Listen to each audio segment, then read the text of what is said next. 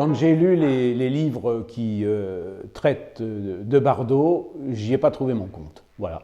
Donc, à partir de son autobiographie, je me suis dit qu'il y avait des éléments qui manquaient, que le puzzle n'était pas complet. Donc, j'ai fait une enquête et j'ai voulu recréer la psychologie de Brigitte Bardot. C'est pour ça que j'ai appelé mon livre une psychobiographie, parce que c'est l'élément déterminant pour essayer de comprendre l'itinéraire de cette femme.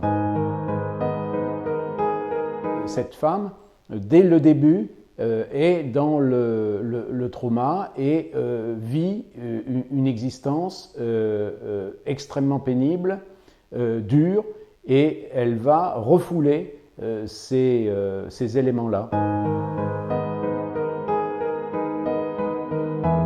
Dans son enfance, tout s'explique. Elle vit une existence de recluse.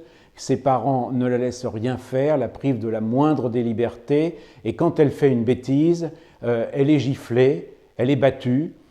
Quand un jour, avec sa petite sœur, elles cassent toutes les deux un vase, eh bien, c'est Brigitte, l'aînée, qui prend 20 coups de cravache. Ensuite, il y a la trahison des hommes, et à commencer par Roger Vadim, qu'elle aime éperdument, et elle se retrouve à faire des photos pornographiques avec Marc Allégret. Ensuite, elle va rencontrer d'autres hommes, et là encore, soit ces hommes vont l'utiliser pour leur propre carrière, ou vont être mariés et vont vouloir absolument la sortir de leur vie, comme Gilbert Bécaud l'enferme dans les toilettes pendant un concert pour qu'elle n'apparaisse pas, puisque sa femme, la femme de Gilbert, se trouve dans la salle.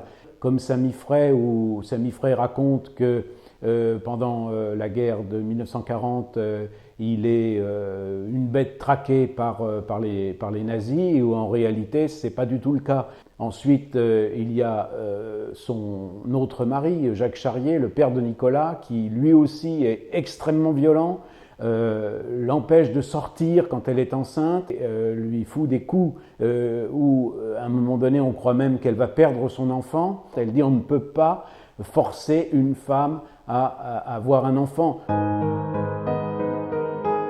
Quand elle se met à défendre les animaux, on la traite de folle. Bah oui, bien sûr, parce qu'on se dit, voilà, elle va défendre les chats, les chiens, etc. Mais il faut comprendre que c'est un processus qui vient de loin, qui vient de l'enfance, des traumatismes de l'enfance, qui vient des trahisons des hommes. Elle n'a confiance en personne, elle ne peut plus avoir confiance en personne. Il n'y a que les animaux qui peuvent l'apaiser, qui peuvent la sécuriser. Et alors c'est là où c'est très intéressant, c'est qu'aujourd'hui, c'est bien sûr le combat de sa vie, mais c'est notre combat en même temps, parce que Brigitte Bardot, c'est la première écologiste.